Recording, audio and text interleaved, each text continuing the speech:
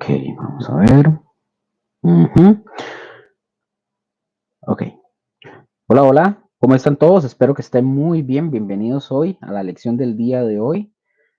Estamos, gracias al Señor, en un curso nuevo, en la lección número 6 del curso de la historia de la Iglesia 1. Y vamos a continuar con las lecciones y nuevamente, bienvenidos a todos y a todas, ¿verdad? Espero que el Señor les continúe bendiciendo y vamos a dar inicio de una vez a la lección del día de hoy. Entonces, vamos a ver, hoy estamos dando inicio a la lección número 6, como dije. Hoy nosotros vamos a ver, Dios primero que nos ayude a poder desarrollar todo este tema, y es la vida de algunos de los apóstoles del primer siglo.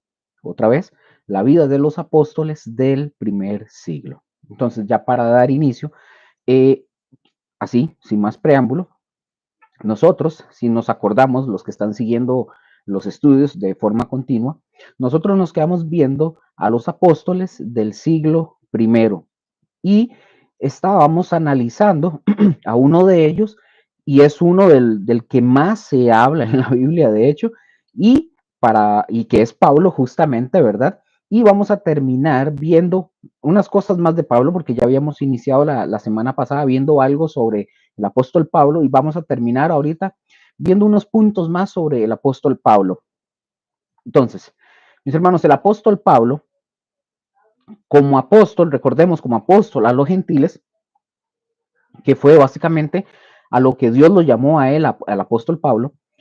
Pablo, este hombre, este era un hombre que él iba a las sinagogas, él pasaba por las calles, él iba y de las calles pasaba a las casas, él iba a los mercados, iba a las escuelas, él anunciaba aquella perfecta salvación, ¿verdad? Él anunciaba el evangelio que predicaba Pablo, obviamente por mandato de Dios.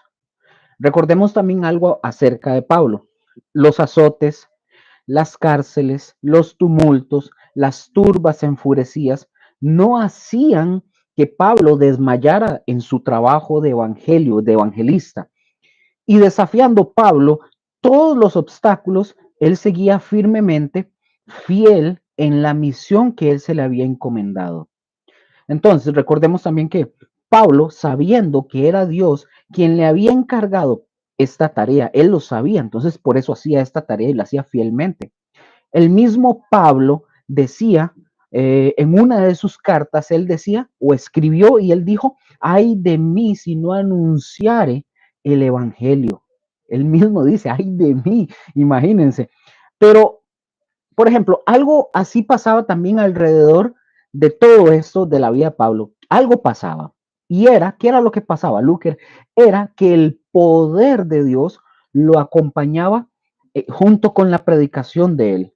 Por ejemplo, leamos, voy a leerles, mejor dicho, ustedes ahí en su casa, yo siempre les recuerdo, tengan ustedes sus Biblias a mano, vean lo que aquí se está enseñando y todo esto. También me acuerdo ahorita de algo, y es, nosotros los jueves tenemos nuestro estudio bíblico congregacional.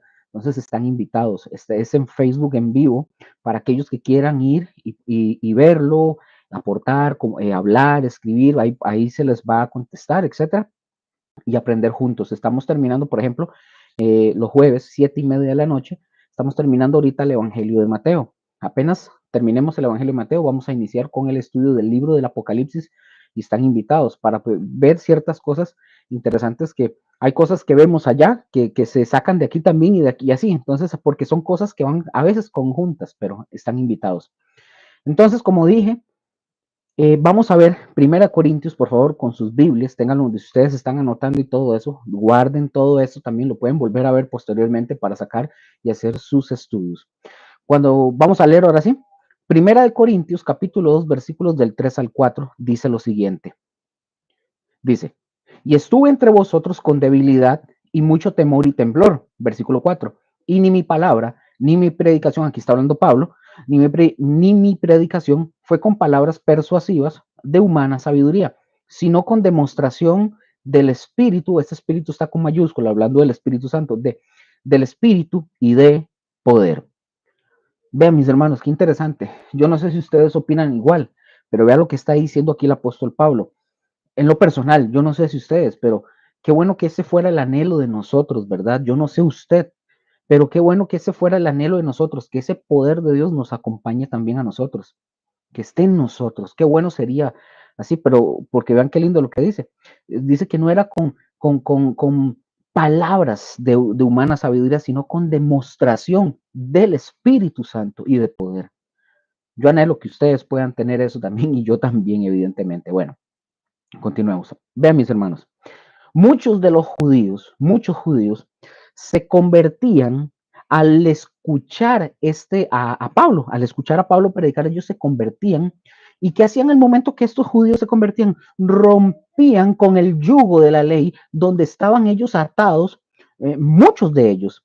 Y muchos gentiles, mis hermanos, también que hacían los gentiles al escuchar a Pablo. Muchos de los gentiles, al escuchar la predicación del Evangelio, ellos lo que hacían eran tirar sus ídolos, renunciar a sus ídolos de plata, porque los gentiles también tenían sus ídolos, y vaya que sí tenían muchos ídolos. Entonces, estos que hacían, arrojaban sus ídolos de plata, de oro, ¿para qué, Luker? Para convertirse y poder servir al Dios vivo y al Dios verdadero. Pablo, mis hermanos, era un hombre incansable, eso lo podemos ver en todos sus escritos.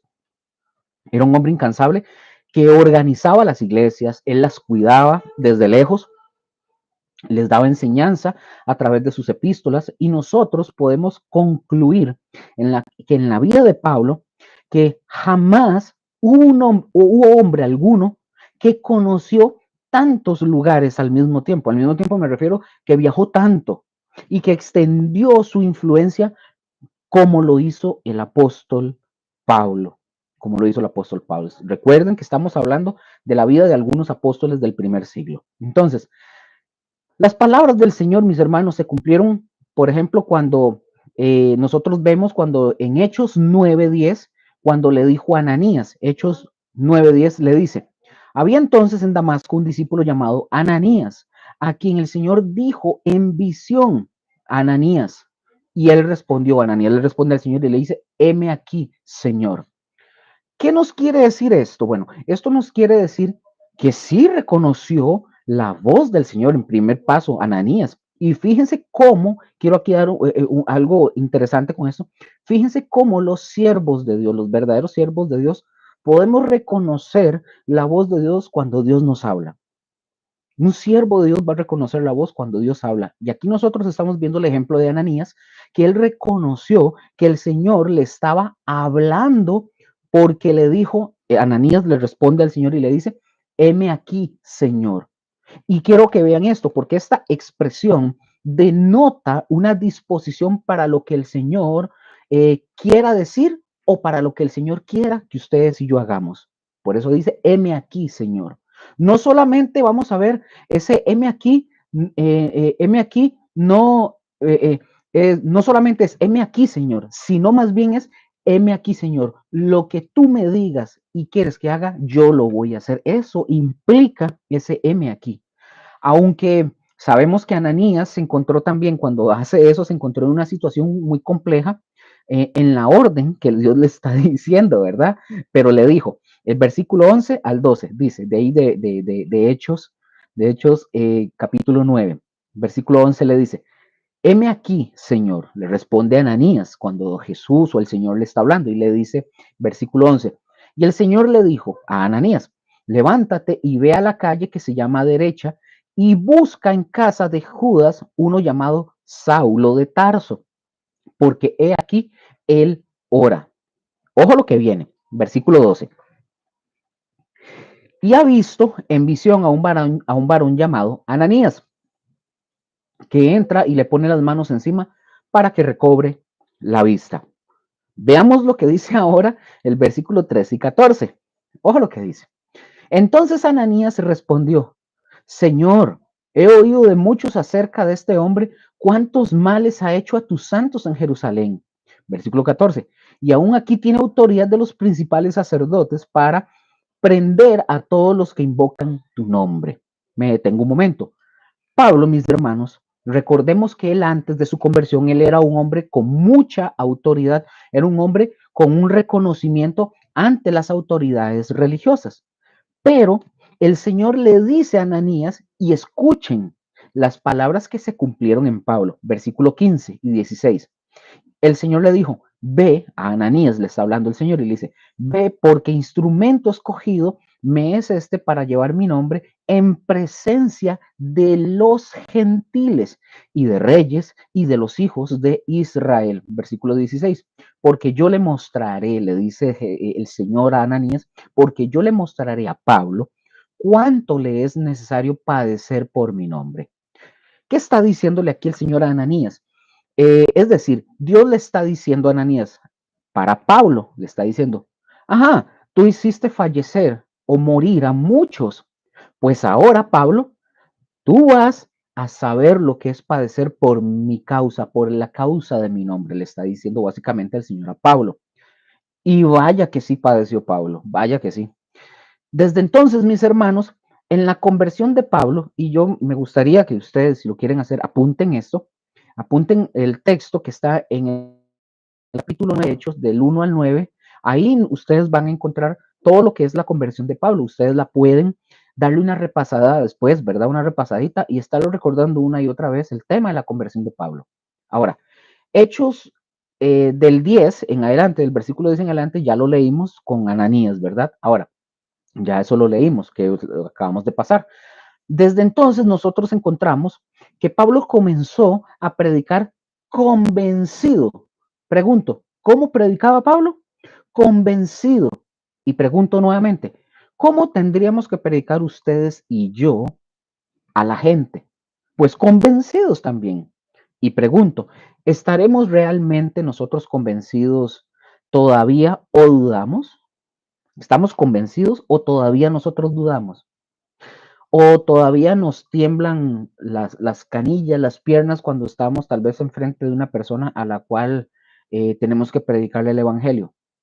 Bueno, vean mis hermanos, déjenme decirles una cosa. Si ese es el caso, porque a todos nos ha pasado, debe llegar un momento, y porque debe llegar un momento en la vida de cada uno de nosotros, cuando nosotros estemos convencidos de dónde nos sacó a nosotros el Señor y de quién es el Señor al cual ustedes y yo servimos. Que no debemos de tener ninguna duda, ningún miedo, ni ninguna vergüenza de hablarles a las personas de Cristo Jesús. Claro, tengamos vergüenza, evidentemente, si nosotros no estamos haciendo bien las cosas, porque lo que hablemos va a tener una debilidad, pero si ustedes y yo caminamos de acuerdo al Evangelio, va a haber un respaldo en nuestra vida que nada ni nadie va a poder impedir ese tipo de respaldo. Y ese respaldo, mis hermanos, es la misma presencia de Dios. Por eso, mis hermanos, prediquemos como lo hizo Pablo, convencido, convencido de que Jesús era realmente lo que predicaban los cristianos, Jesús que era el Hijo de Dios, el Mesías esperado, el Redentor, el Salvador, mis hermanos. Y Pablo dedicó su vida al servicio de Dios. Pregunto, ¿cuánto le dedicó al servicio de Dios, Pablo? Toda su vida, hasta su muerte. Y yo creo, mis hermanos, que esta expresión de Pablo de dedicar toda su vida al Señor debería de ser lo mismo en el corazón de ustedes y el mío. Al menos, por lo menos, digo yo, ¿verdad? Por lo menos decirle al Señor, Señor, ayúdame de verdad, ayúdame. Yo no puedo, yo no puedo decir que exactamente igual que Pablo, pero nosotros podríamos decirle al Señor, Señor, ayúdame a que realmente nuestra vida esté dedicada completamente a tu servicio y que cuide, Señor, de mi corazón, que no se enrede mi corazón y se envuelva en cosas de este mundo. Porque a veces, mis hermanos, nos enredamos, de verdad, nos enredamos y nos envolvemos, nos hacemos una pelota, un nudo, porque se nos antojan a nosotros cosas de este mundo. A todos se nos antojan. Mentira que a ustedes no, a todos se nos antojan cosas de este mundo. Ustedes y yo, al final de cuentas, mis hermanos, sirvámosle al Señor.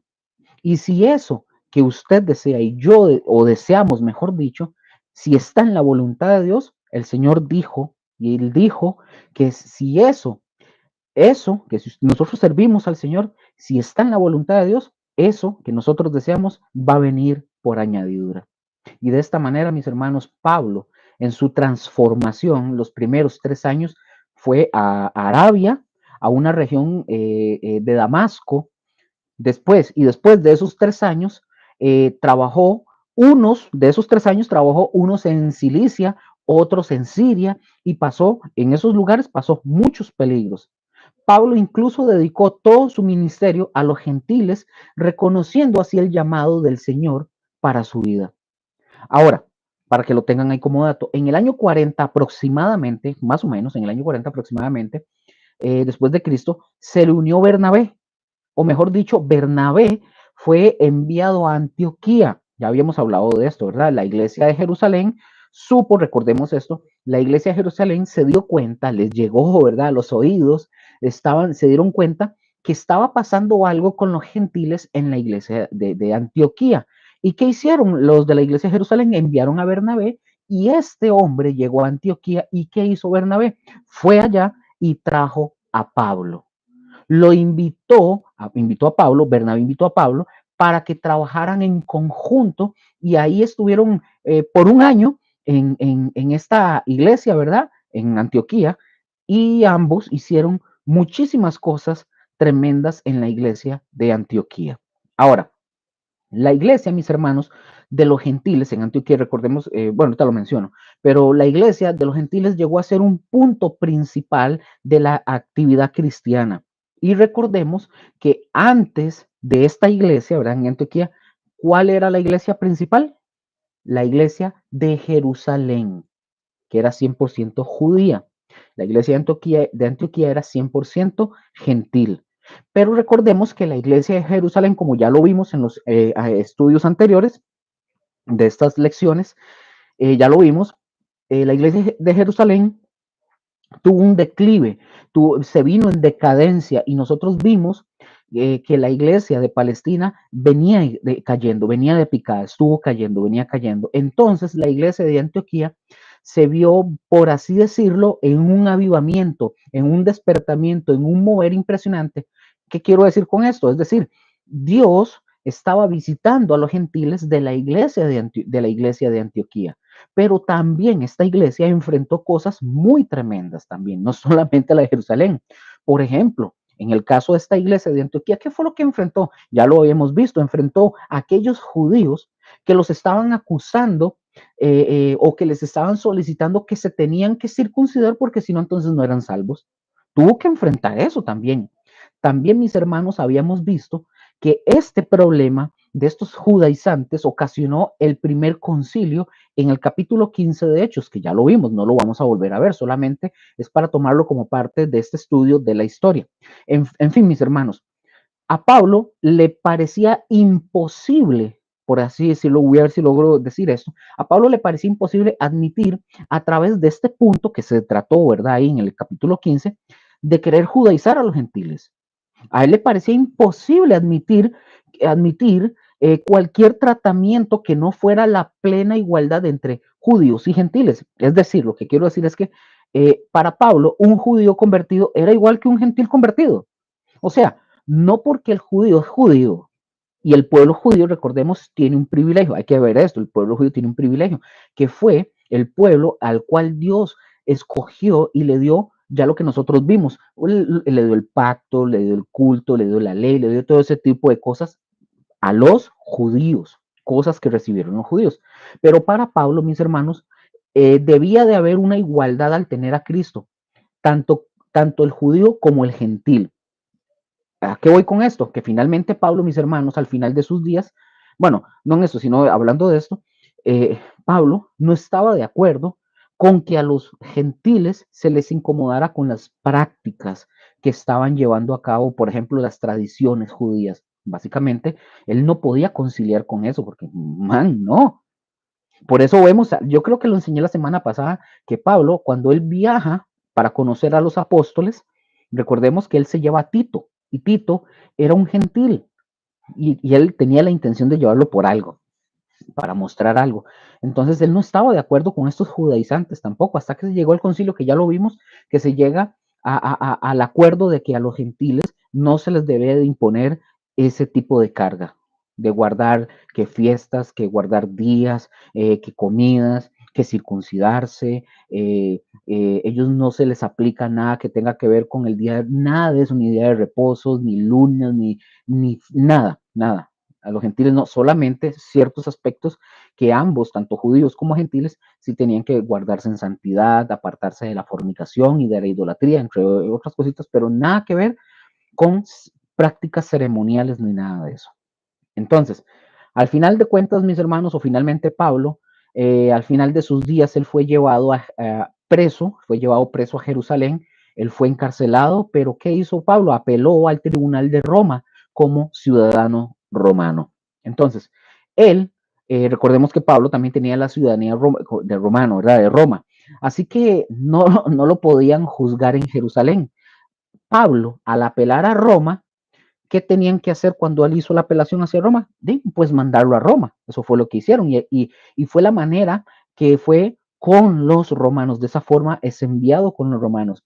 Pero fue justamente ahí, mis hermanos, en Roma, en la prisión, donde Pablo escribió estas cartas tan bendecidas, ¿verdad? Que ya nosotros las conocemos como, por ejemplo, bueno, no sé, como Efesios, Colosenses, Filipenses, Filemón, las cartas a Timoteo, principalmente la segunda, de la segunda carta a Timoteo, la primera se dice que es incierto si fue, no se sabe si fue en prisión o no, pero al final de cuentas, la segunda no hay duda de que son cartas pastorales y que estaba en la cárcel en ese momento. ¿Cuáles? Efesios, Colosenses, Filipenses, Filemón, etcétera, etcétera.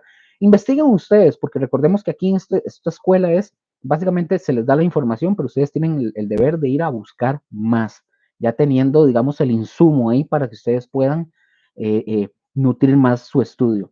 Investiguen ustedes más de esto y ustedes se darán cuenta. Ahora, según la tradición, mis hermanos, vamos terminando con el apóstol Pablo, según la tradición, ojo con lo que estoy diciendo, según la tradición, porque en la escritura no se ve, no lo vemos, solamente oímos la confesión que Pablo hace acerca en la segunda carta de Timoteo al final del capítulo 4, donde él le dice a Tito que ya él está para partir porque lo iban a matar. Pero según la tradición, se cree que Pablo fue decapitado en tiempos del emperador Nerón, quien había lanzado, Nerón obviamente, una de las más feroces persecuciones contra el cristianismo y Pablo fue muerto alrededor del año 68 después de Cristo. Y bueno, mis hermanos, es uno de los apóstoles del siglo primero, de los escritos que más nos hablan de él, de Pablo. Y voy a hablar primero, como dije, voy a hablar primero de los que más se menciona, ¿verdad? De los que más se menciona, los que más se habla, y después vamos a ir viendo algunos otros que aunque es poquito, pero algo se habla de ellos o algo se conoce. Entonces, con eso terminamos con el tema del apóstol Pablo. Vamos a ver ahora el segundo, el otro apóstol, ¿verdad? Y ustedes ahorita lo pueden poner como un subtítulo ahí, lo pueden poner como el número 2, un subtítulo, lo pueden poner como los últimos días del apóstol Pedro o los últimos días de Pedro. El tema que, recordemos que el tema que estamos ahorita tratando se llama los apóstoles del siglo primero, es decir, del año 1 al año 100 después de Cristo. Vamos al segundo, los últimos días de Pedro. Los últimos días de Pedro. Mientras lo van buscando. Vamos a ver. Ok.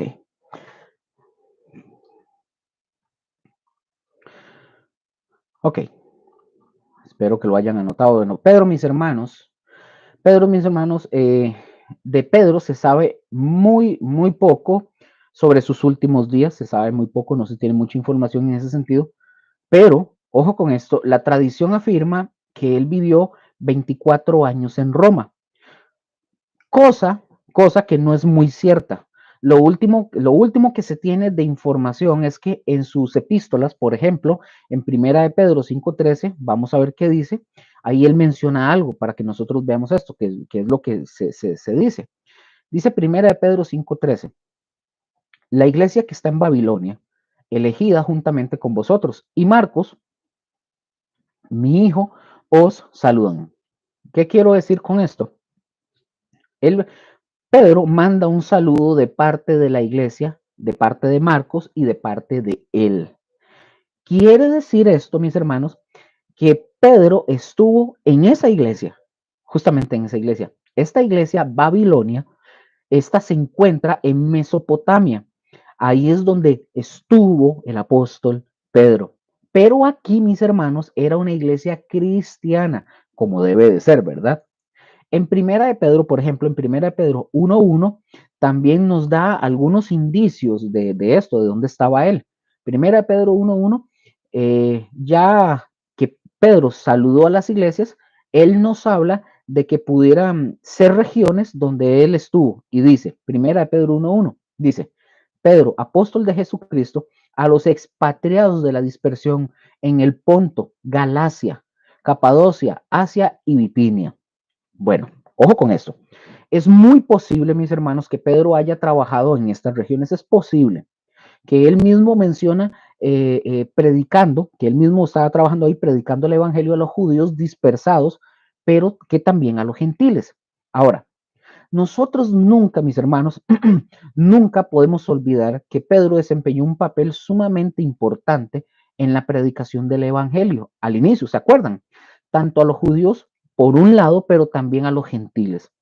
Hay una palabra, por ejemplo, hay una palabra profética que Jesús le dio a Pedro en Mateo 16. Lo primero que, y recordemos que lo primero que hizo Pedro, pues fue el cumplimiento de esas palabras de Mateo 16. Vean lo que dice Mateo 16, versículos 18 y 19. Dice, ahí es Jesús le está hablando a Pedro. Muy conocido estos pasajes.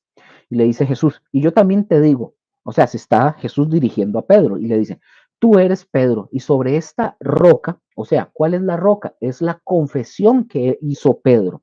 Nosotros ya lo vimos al inicio y dijimos que esta roca tiene dos sentidos. La primera es la roca que es Jesucristo, refiriéndose a la confesión que hizo Pedro, cuando le dice, tú eres el Cristo, el Hijo de Dios, el Hijo del Dios viviente. Pero después también Pedro es una piedrita pequeña y Jesucristo es una roca, una montaña, por así decirlo. Pero esa primera piedra, esa primera piedrecita, cuando se hace, yo no sé si ustedes háganlo ustedes en su imaginación, cuando se hace una primera construcción, siempre se pone una primera piedra. Y Pedro, básicamente, fue esa primera piedra que se puso cuando se inició el levantamiento de la iglesia. Vean lo que dice el texto.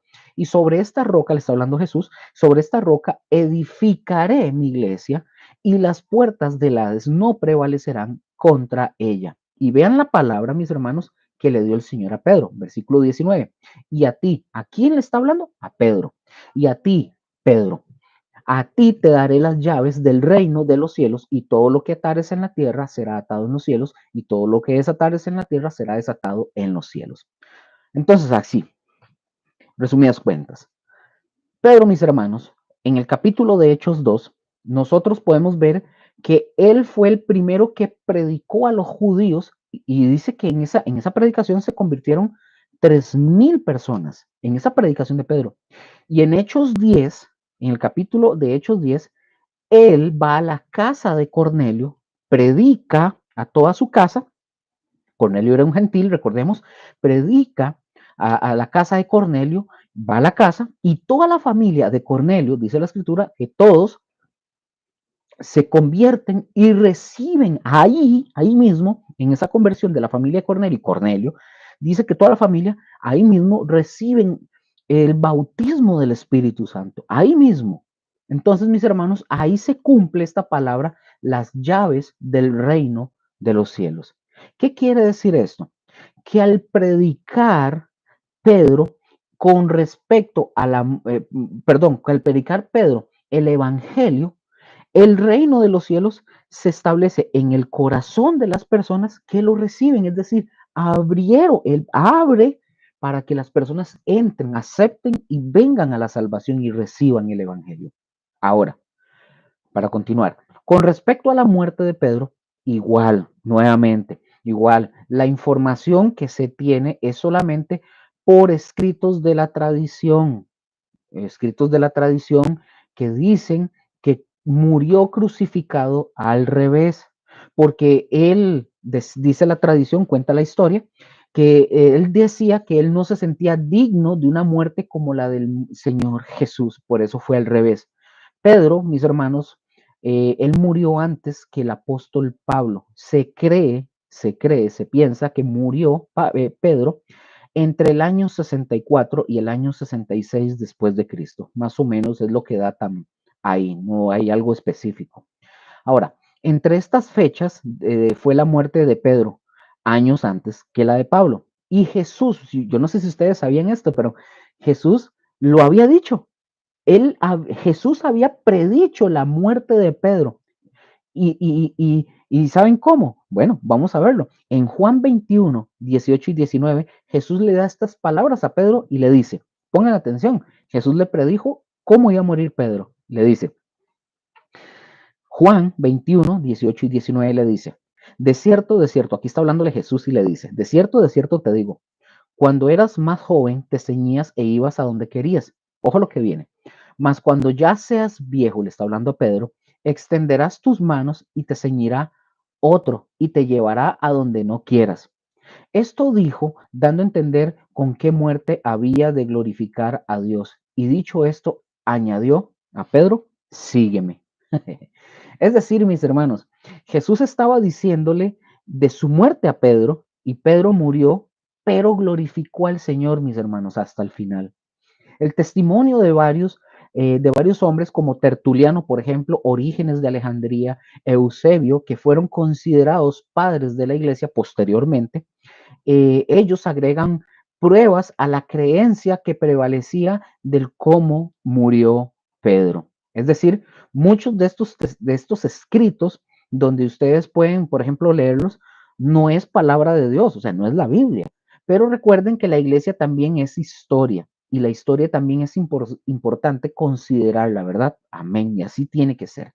Ahora, terminamos con el apóstol Pedro. Vamos a otro y vamos ya a dejar a Pedro por acá. Vamos a ver a otro hombre. Este hombre llamado el apóstol Juan. Otra vez, ustedes pueden poner como subtítulo, pueden poner ahí los últimos días de Juan el apóstol o el apóstol Juan o de Juan, como ustedes quieran ponerlo. Juan, mis hermanos, es uno de los discípulos amados por el Señor, uno de los más íntimos, que estuvieron muy cercanos con el Señor, no consentido, quiero que entiendan eso, no chineadito, consentido, porque en el reino de los cielos no hay consentidos y chineaditos, como dicen algunos, pero sí de una forma muy íntima, más íntima, como alguien más apegado al Señor, más apegado a Jesús. Ahora, en el último periodo de la vida de Juan, mis hermanos, el discípulo amado de Jesús, este se encontraba como pastor trabajando en la iglesia de Éfeso. Y, y es curioso, mis hermanos, esto también es curioso. Yo no sé si ustedes se acuerdan quién fue el pastor años atrás en esta iglesia de Éfeso. Era Timoteo.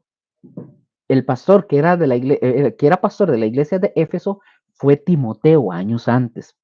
Pero Juan, años después, él se encontraba trabajando como pastor de esa iglesia, teniendo Juan una fuerte influencia en todas las iglesias de Asia Menor. Pero algo estaba pasando en tiempos que le tocó a Juan, le tocó pastorear, porque la cizaña que Jesús ya había profetizado, que junto con el trigo iban a venir, que también la cizaña iba a crecer.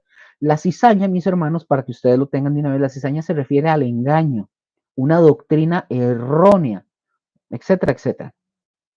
Esta cizaña, mis hermanos, había crecido en aquellas regiones donde Juan tenía mucha influencia y se había introducido a las iglesias, esta cizaña, y al mismo evangelio. Recordemos que Juan, el apóstol, fue el que vivió más años que todos los demás apóstoles. Él fue el que más vivió. Él fue el que vivió hasta el mero final y quizás ya muchos habían muerto años antes que él, pero él quedó hasta sus 100 años, hasta sus 100 años, porque dice en dónde estábamos, en Juan 21, en Juan 21, 20 y 22, cuando Jesús le dice a Pedro, ustedes se acuerdan esa escena, vean lo que le pregunta, vean lo que Jesús le dice a Pedro de lo que le preguntó Pedro. Juan 21 del 20 al 22 dice, volviéndose Pedro, vio que le seguía el discípulo a quien amaba Jesús, el mismo que en la cena se había recostado al lado de él y le había dicho, Señor, ¿quién es el que te ha de entregar? Ahí está hablando de Juan, versículo 21. Cuando Pedro lo vio a Juan, le dijo a Jesús, Pedro, Señor, ¿y qué? ¿Este qué? ¿Este que viene y qué? Es decir, Pedro lo que le estaba diciendo a Jesús es, bueno, Señor, usted a mí ya me está diciendo cómo va a ser mi vida, pero ¿qué con Juan? ¿Qué con este? ¿Qué pasó con él? ¿Qué va a pasar de la vida de él? Y Jesús le responde en el versículo 22, si quiero que él quede hasta que yo venga, ¿qué a ti? Sígueme tú. Eso es lo que le responde Jesús. Entonces, es que mis hermanos, es que es la realidad. Fíjense cómo a veces, para dar un ejemplo de esto que hace Pedro, vean, fíjense a veces cómo somos tan metiches, tan metidos y nos preocupamos por otros o la voluntad que Dios tiene por otros, cuando la realidad es que nosotros, o mejor dicho, es que tenemos que preocuparnos por la voluntad de Dios para usted y para mí.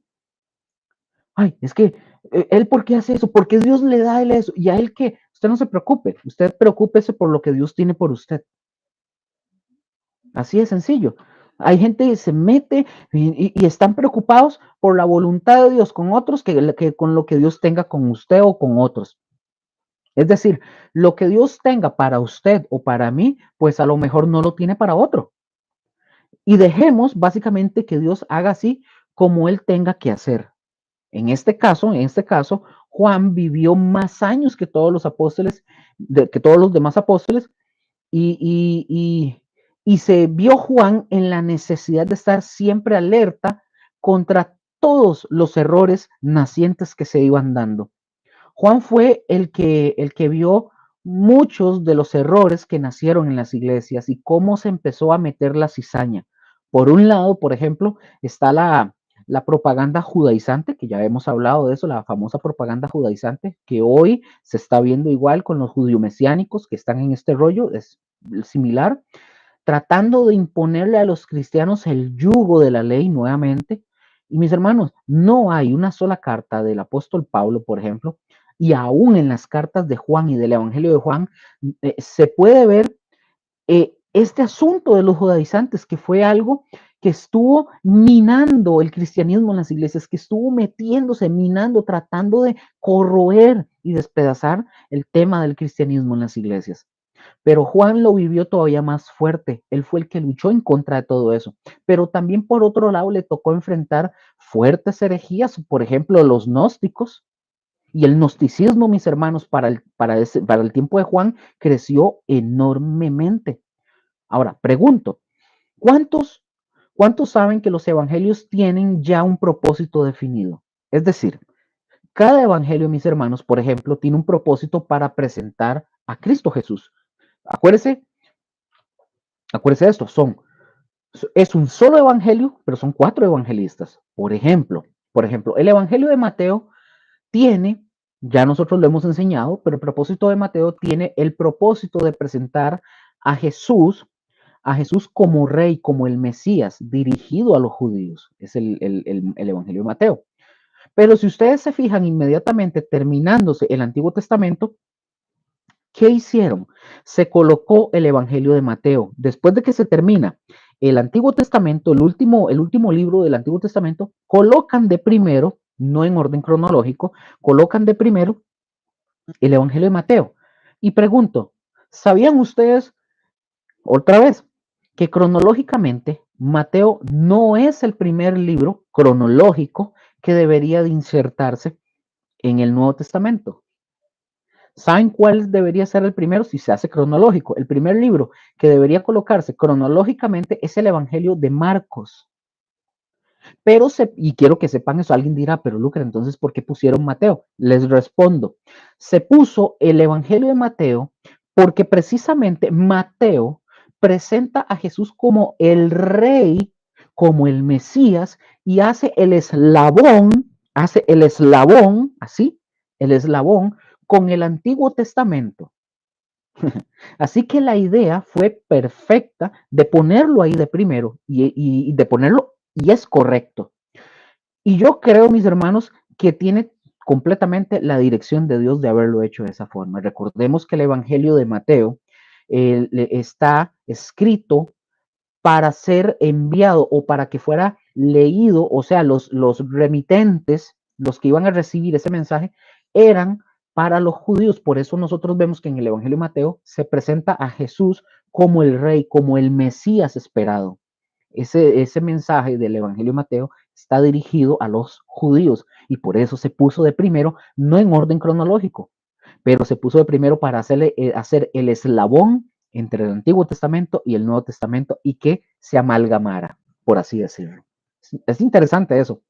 Ahora, pero, y ahora sí, vemos después el Evangelio de Marcos. Marcos nos presenta a Jesús como siervo. Ustedes van a encontrar, y es increíble, nos presenta a Jesús como siervo.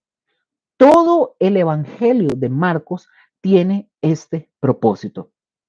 Luego encontramos, por ejemplo, el Evangelio de Lucas, que este Evangelio de Lucas tiene el propósito de presentarnos a Jesús como hombre, como hombre. Y recuerden, mis hermanos, algo que es importante que el cristianismo entienda y tenga la convicción de que Jesús fue completamente hombre y padeció y sufrió y tuvo momentos de debilidad como los tenemos ustedes y yo, todos los seres humanos, todos nosotros en la humanidad. Pero claro, Jesús sin pecado.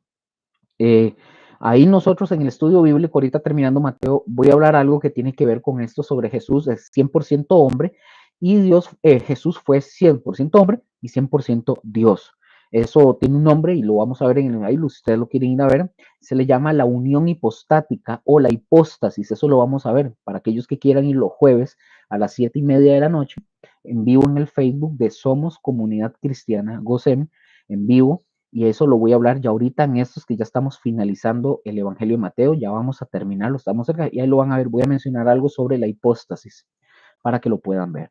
Entonces, como dije, Jesús, sí, él padeció lo mismo, pero sin pecado. Y por último, nosotros encontramos el Evangelio de Juan, que lo escribió evidentemente el apóstol Juan, del que estamos hablando. Y este Evangelio tuvo el propósito de presentar a Jesús como Dios. ¿Y por qué como Dios? Preguntarán algunos. Porque precisamente los gnósticos decían que Jesús no era Dios. Y esta fue una de las herejías más fuertes que Juan, el apóstol, tuvo que enfrentar en su tiempo. Por eso está este evangelio de Juan que presenta a Jesús como Dios. Y también nosotros encontramos las 3 cartas de Juan, que si nosotros vemos cómo habla de Jesús, habla de, por ejemplo, él habla y dice, todo espíritu que no reconozca que Jesús encarnó no es de Dios. Él está haciendo esto para contrarrestar las doctrinas falsas de los gnósticos. Y cuando él dice espíritu, en esta frase espíritu, él no se refiere a espíritus ni demonios, como muchos hacen, que andan cazando espíritus por todo lado y demonios.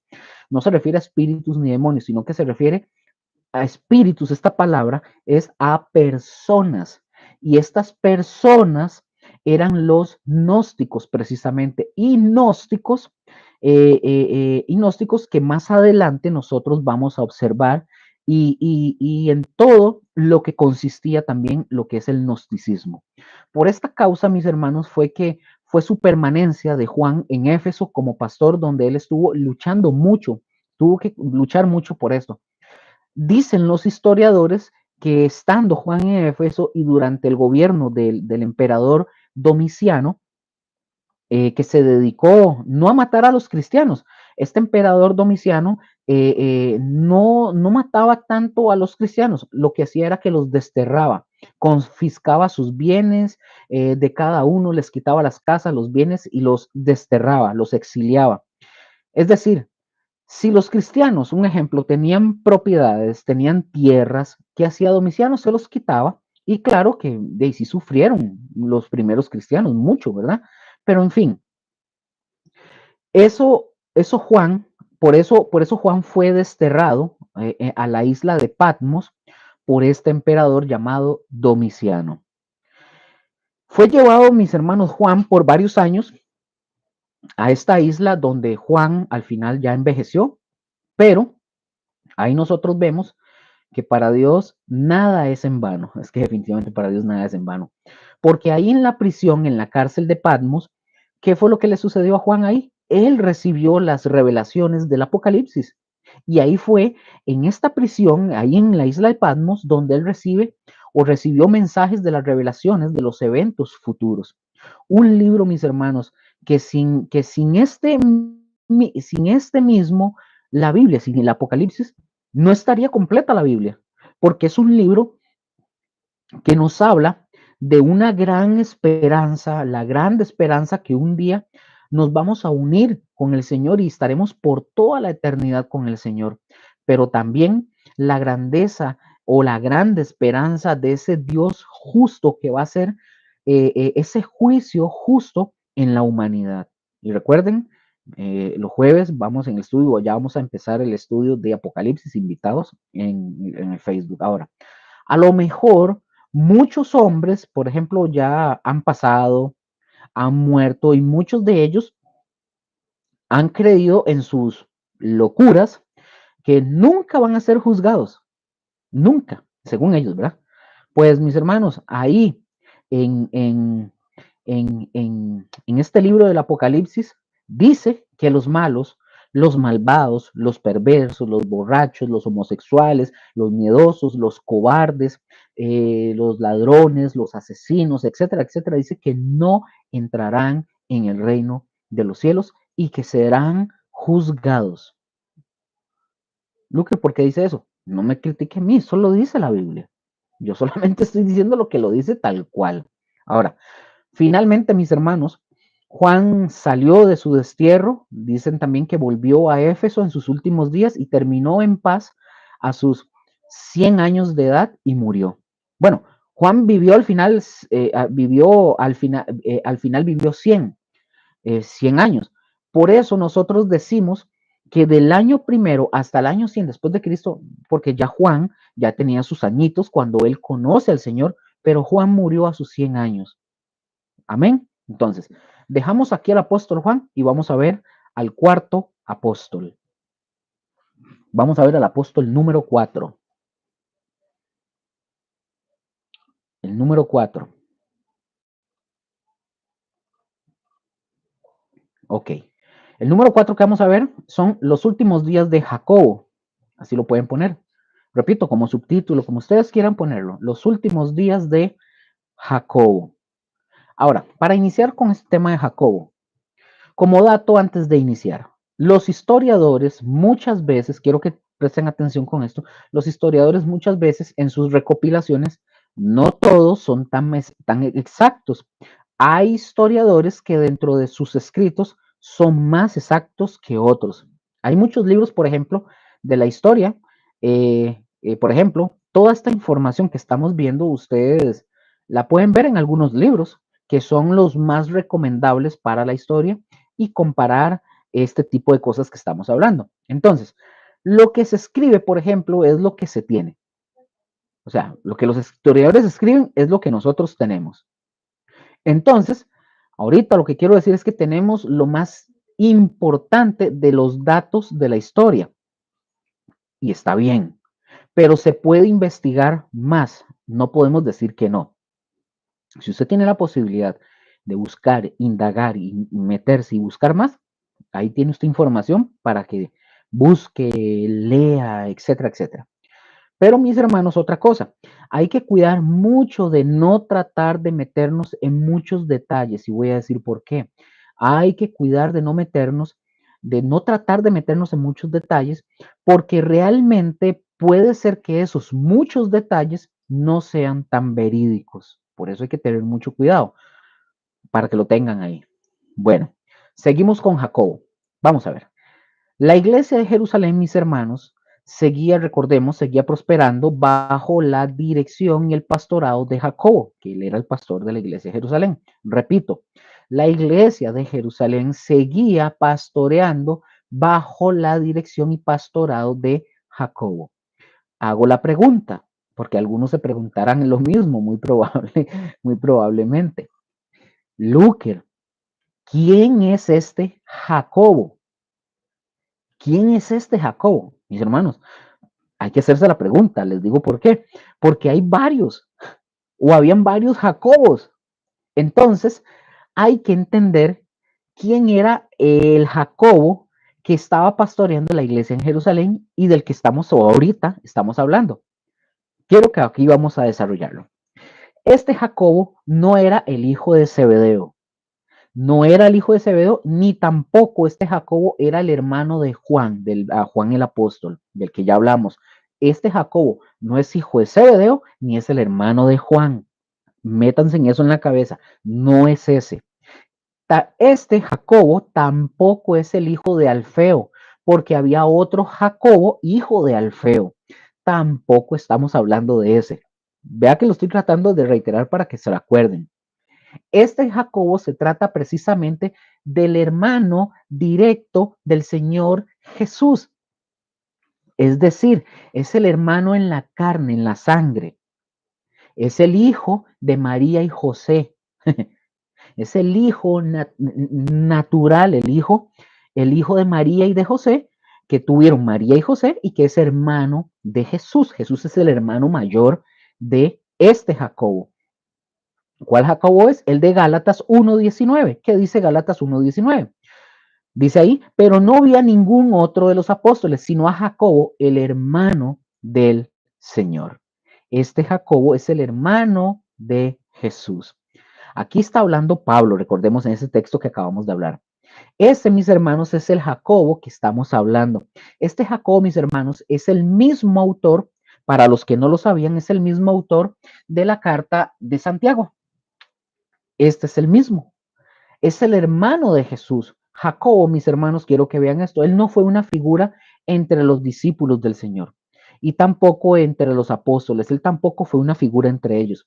Sin embargo, mis hermanos, porque en el pasado, recordemos algo, los hermanos de Jesús dudaban, es más, se burlaban hasta de Jesús, sus mismos hermanos se burlaban muchísimo de Jesús. Y recordemos que en una de las ocasiones hasta le dijeron, los hermanos a Jesús le dijeron, bueno, si es cierto que usted es lo que usted dice que es, pues vaya a la Pascua y preséntese y que no le dé miedo hacerlo, así de sencillo, vaya.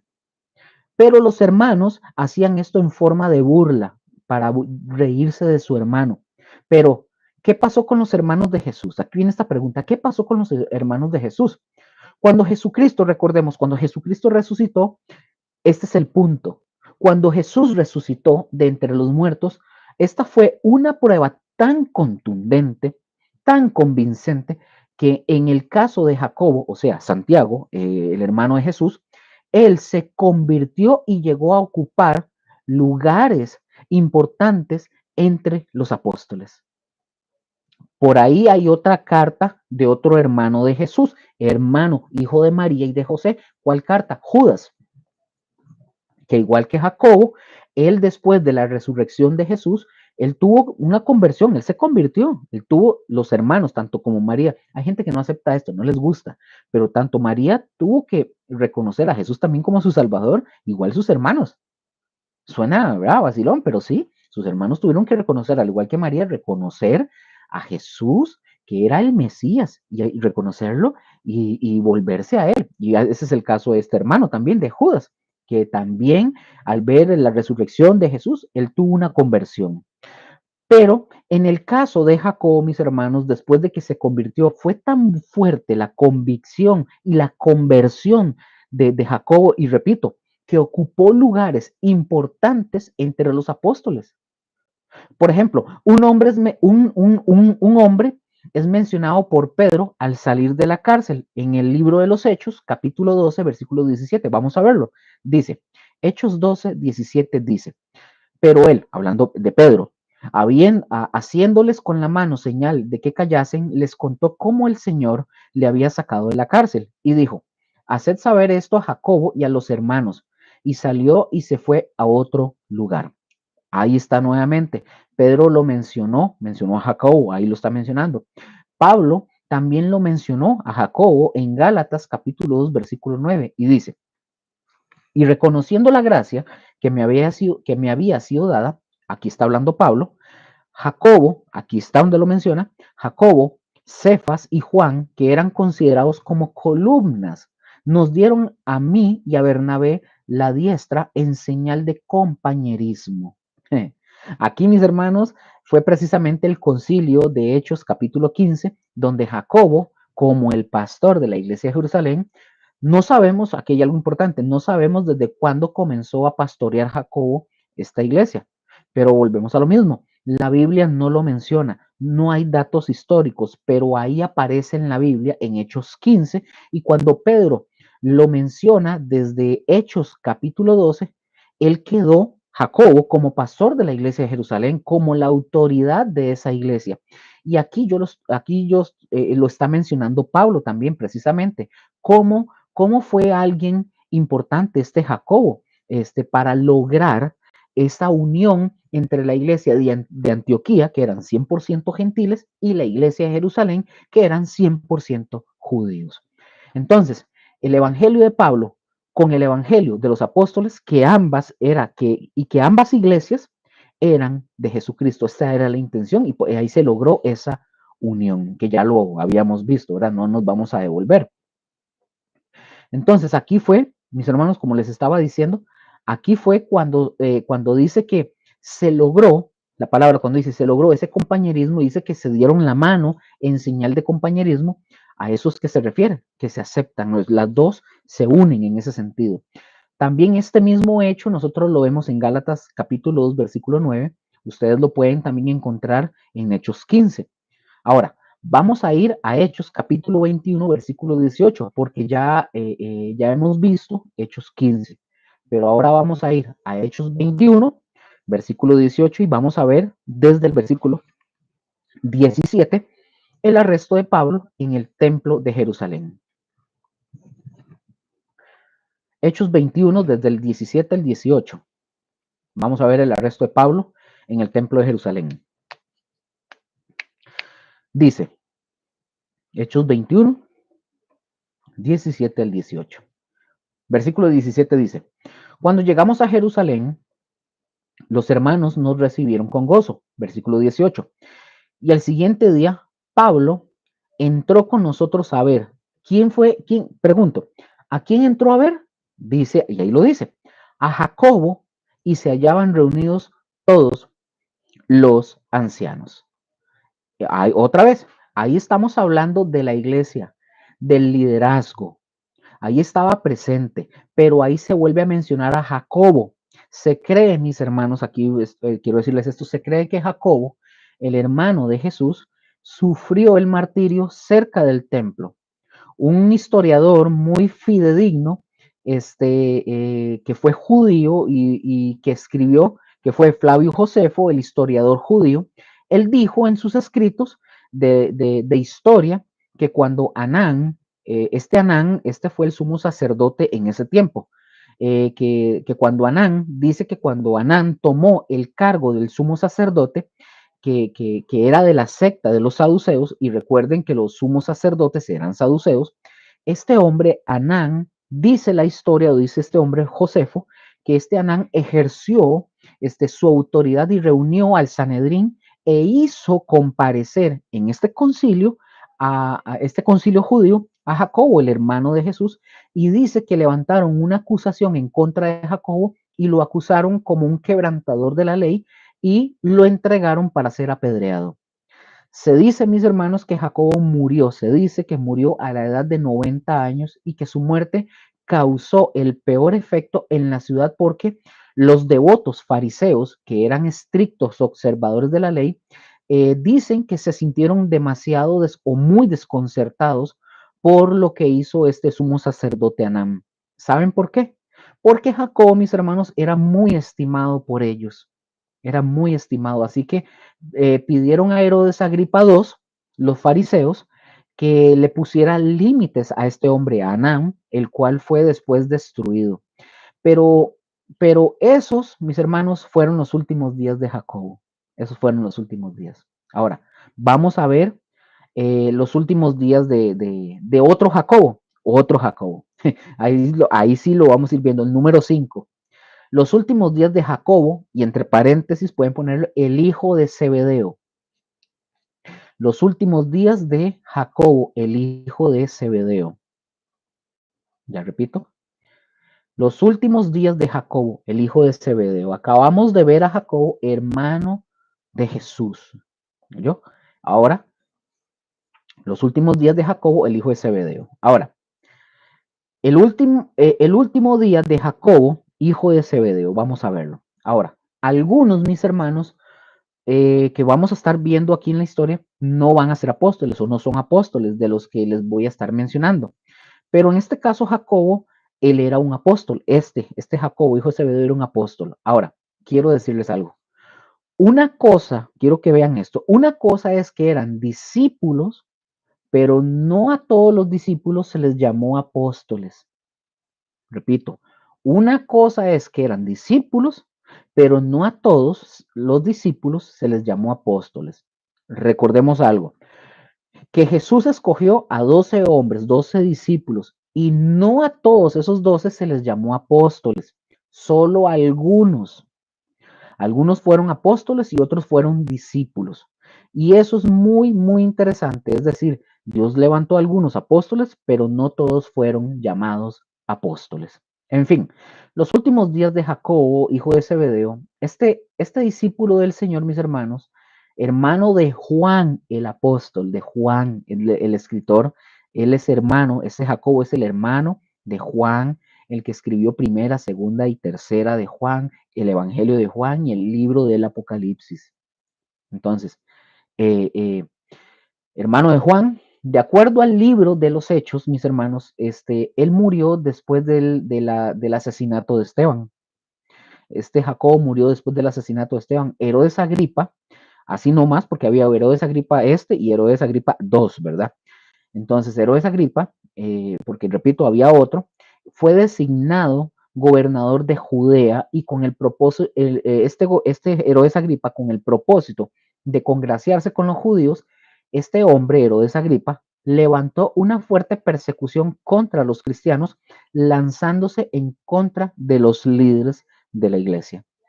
De tal manera que ellos atraparon a Jacobo y lo mataron a punta de espada. Vamos a leerlo en Hechos 12:1, Hechos 12 del 1 al 7 que dice, en aquel mismo tiempo el rey Herodes echó mano a algunos de la iglesia para matarles. Noten, por favor, noten expresiones, echó mano. ¿De cuántos dice? De algunos. Quiere decir que eran varios. No dice que eran todos, pero dice que eran varios. Versículo 2. Y mató a espada a Jacobo, hermano de Juan. Ahora, entre esos algunos vemos que se encontraba Jacobo, el hermano de Juan. Ahí lo dice el mismo texto, es decir, hijo de Zebedeo. Versículo 3. Y viendo que esto había agradado a los judíos, si ustedes se fijan, me detengo un momento, si ustedes se fijan cómo lo hizo para agradar a los judíos. Y viendo que esto había agradado a los judíos, procedió a prender también a Pedro. Era entonces los días de los panes sin levadura, y habiéndole tomado preso, le puso en la cárcel, entregándole a cuatro grupos de 4 soldados cada uno, para que le custodiasen, y se proponía sacarle al pueblo después de la Pascua.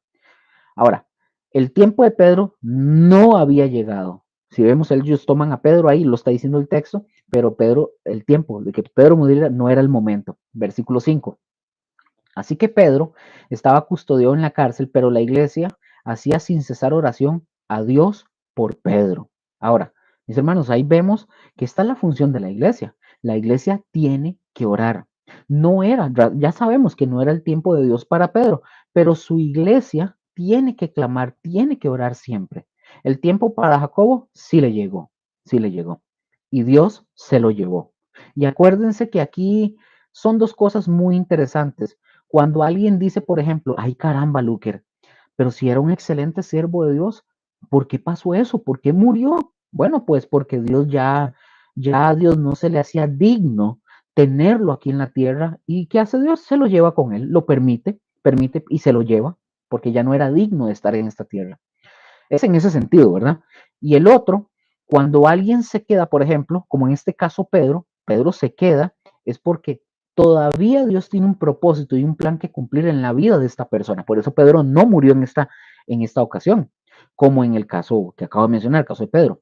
Versículo 5 hasta el 7 dice, así que Pedro estaba custodiado en la cárcel, pero la iglesia hacía sin cesar oración a Dios por él. Y cuando Herodes le iba a sacar aquella misma noche, estaba Pedro durmiendo entre dos soldados, sujeto con dos cuerdas y con perdón, dos cadenas, y los guardas delante de la puerta y los guardas delante de la puerta custodiaban la cárcel. Versículo 7. Y he aquí que se presentó un ángel del Señor y una luz resplandeció en la cárcel. Y tocando a Pedro en el costado, le despertó diciendo, levántate pronto. Y las cadenas se le cayeron de las manos. Y lo sacó el ángel. El ángel que el Señor mandó lo sacó. Mis hermanos, si quiero que vean esto, esto no es una historia de ciencia ficción, es una realidad. Esto es lo que hace Dios, mis hermanos, con cada uno de nosotros. Así que no tengamos miedo a nada, mis hermanos. No tenemos por qué tenerle miedo a nada. No tengamos miedo ni a los ladrones, ni a los asesinos, ni a los malos del narcotráfico. No tengamos miedo, mis hermanos. Nosotros estamos en la perfecta voluntad de Dios. Dios tiene nuestros días y Él sabe cómo vamos a partir con Él. Y si Él dice que ya usted y yo no somos dignos de estar aquí, pues ¿qué pasa? Nos vamos con Él y tenemos que estar preparados. Pero qué emocionante o qué emocionantes es ver, qué emocionante es ver todas estas cosas, ¿verdad? Que estamos viendo y vean qué tremendo al otro. Dios también, por ejemplo, a Jacobo, Dios lo pudo haber guardado, lo pudo haber cuidado y protegido, pero Dios no lo hizo. Vuelvo y lo repito, mis hermanos, lo que para algunos parece algo cruel y doloroso, para Dios es el momento que ya nosotros estemos con Él. Así de sencillo. Quiero narrarles una historia para poder dar un ejemplo de esto que estoy hablando. Yo la escuché, la escuché de un pastor que la contó. Este pastor la escuchó de otro pastor, entonces yo la voy a replicar. De un pastor dice que en un funeral escuchó cuando alguien habló de un rey. O sea, un pastor estaba hablando en un funeral. Y dice este pastor que en un funeral, este pastor cuando escuchó de alguien que habló de un rey que tenía un jardín muy hermoso, que este jardín estaba lleno de rosas, pero había una rosa que era la que el rey amaba más, era la más querida del rey, una rosa. Dice la historia que el rey siempre salía y la veía desde que estaba hecha un botoncito, ¿verdad? La rosa. Y, perdón, y cómo se iba abriendo aquella rosa cada día. Y el rey todos los días la contemplaba y el jardinero veía cómo el rey amaba a esa rosa. Pero un día, dice la historia, dice que un día llegó el jardinero al jardín y se encuentra con que la flor, o sea, la rosa, ya había sido cortada. Entonces el jardinero, indignado, enojado, preguntó, ¿quién cortó la rosa? Y dice que el jardinero le empezó a preguntar a todo el mundo a quién se le había ocurrido cortar esa rosa, ya que era la rosa que él amaba muchísimo el rey. Al final nadie respondió porque nadie sabía, más bien le dijeron, no sabemos quién habrá sido.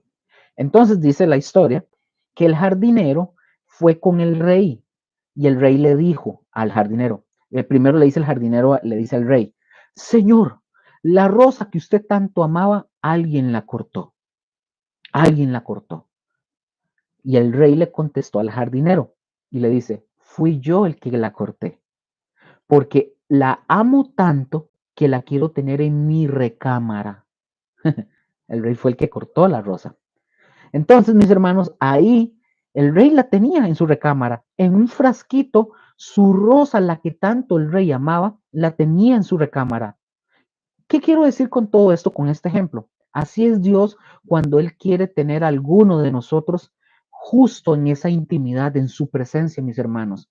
La rosa ya no era digna de que estuviera en el jardín, es decir, en el jardín del mundo.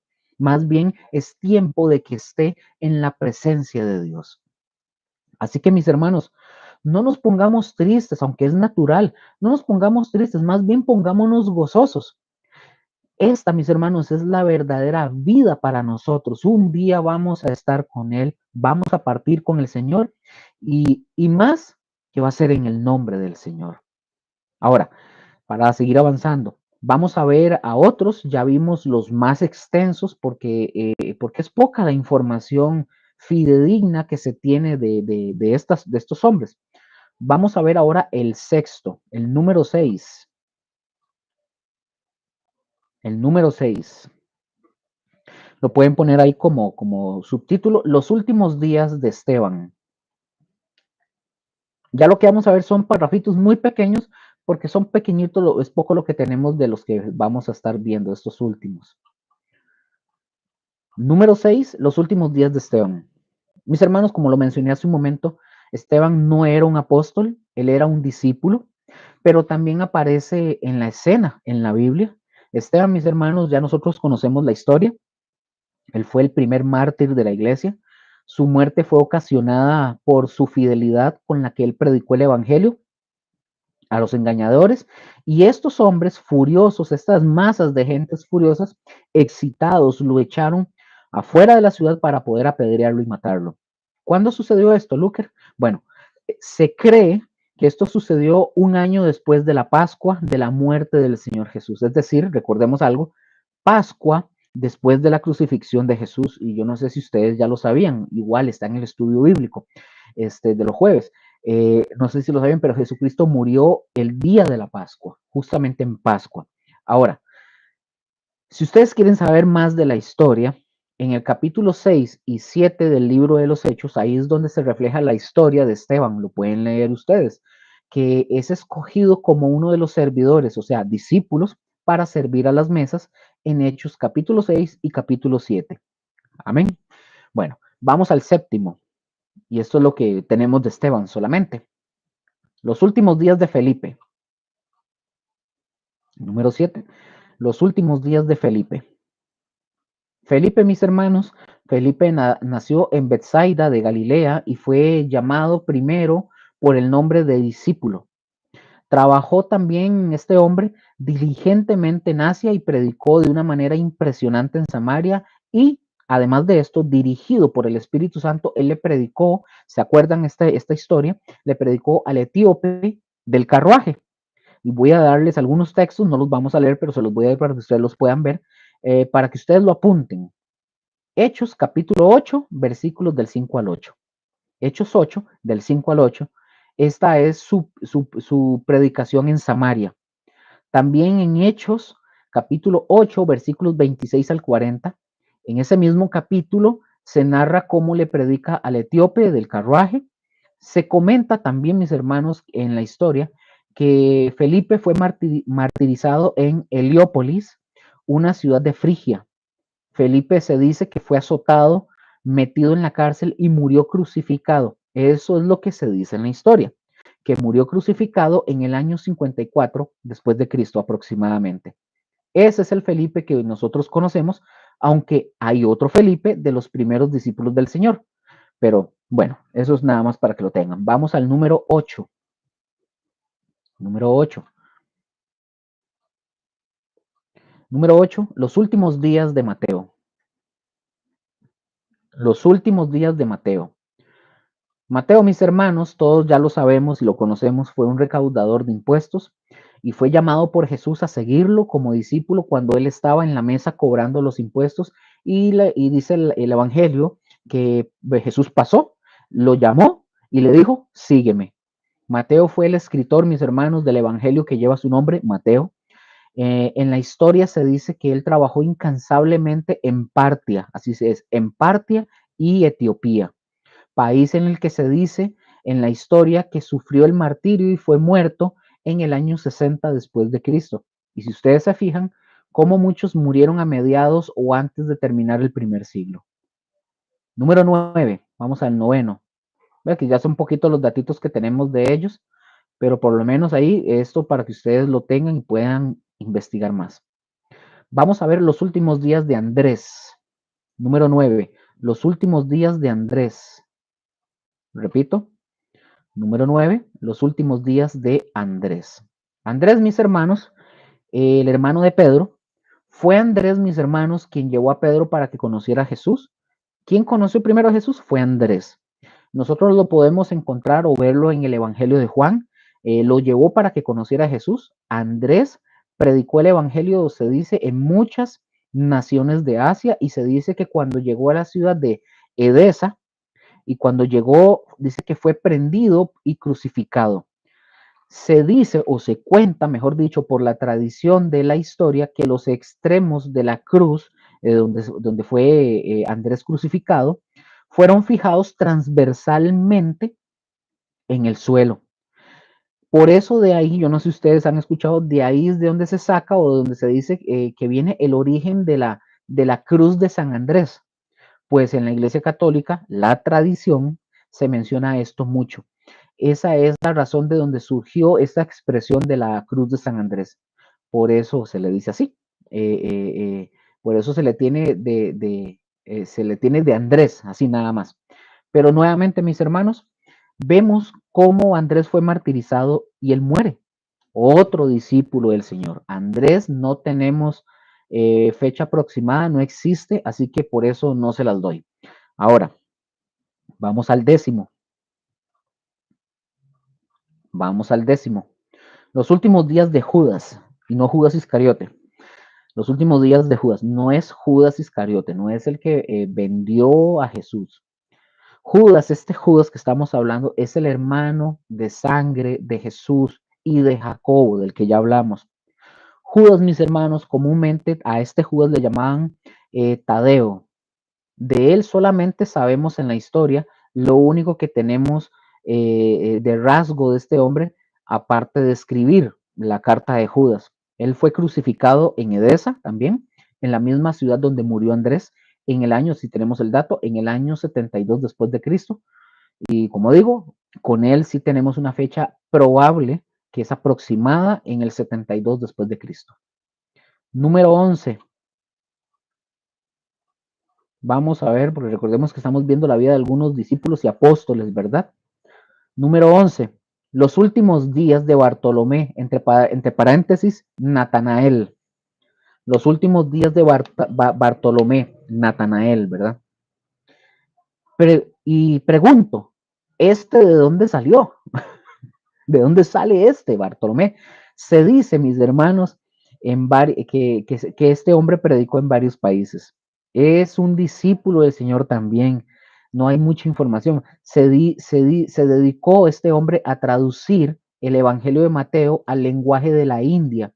Y se dice en la historia que lo propagó en la India y que finalmente fue cruelmente azotado y crucificado por los agitados idólatras de la India.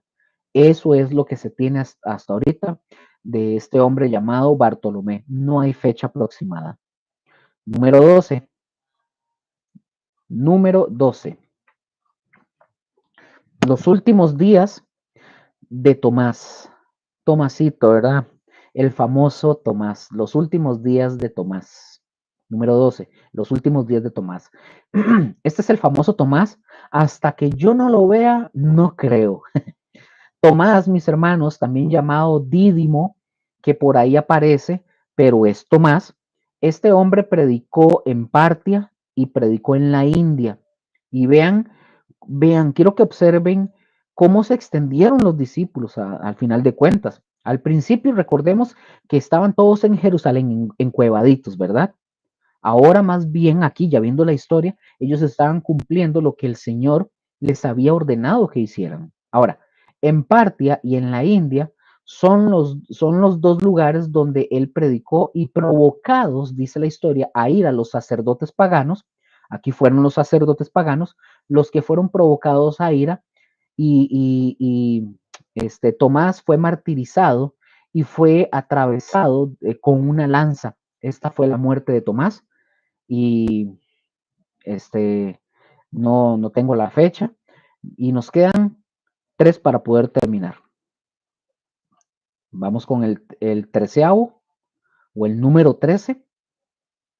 Los últimos días de Lucas, el doctor. Los últimos días, 13. Los últimos días de Lucas, el doctor.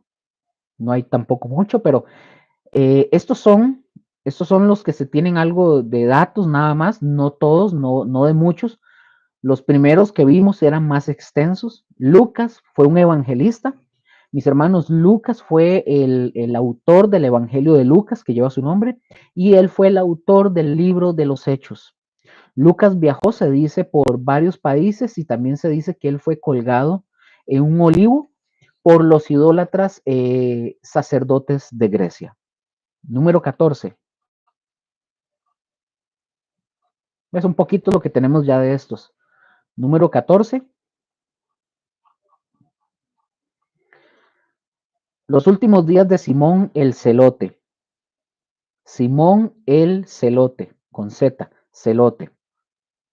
Los últimos días de Simón, el 14. Y tampoco es mucho. Celote era, recordemos, era un lenguaje que describía a los revolucionarios judíos. Este Simón era un revolucionario. Simón el Celote, porque recordemos que también está Simón Pedro, que ya lo vimos. Este Simón el Celote, este discípulo del Señor, predicó el Evangelio en Mauritania, África, y se dice que incluso predicó en Gran Bretaña, país donde fue crucificado. Y aquí se tiene una fecha probable o aproximada. Se dice que fue aproximadamente crucificado este Simón el Celote en el año 74 después de Cristo.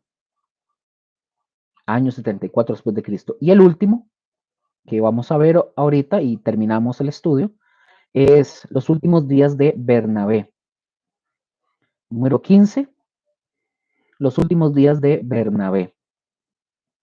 Entonces, mis hermanos, a Bernabé se le decía, se le decía al discípulo amado, se le decía también el discípulo amado. Aquí una corrección, el discípulo amado. Se dice, mis hermanos, que su muerte, la muerte de Bernabé, fue alrededor del año 73 después de Cristo. Es todo lo que tenemos de él. Eso es lo que se dice. Lo que sí hay, mis hermanos, con respecto a esto que estoy hablando, lo que sí hay es un comentario en lo poquito que hay, ¿verdad?, de Bernabé, de que a pesar de todas las persecuciones y la muerte de los apóstoles y de los discípulos del Señor, la iglesia, mis hermanos, estaba creciendo grandemente y el evangelio se seguía extendiendo a pesar de la muerte de los apóstoles y los discípulos.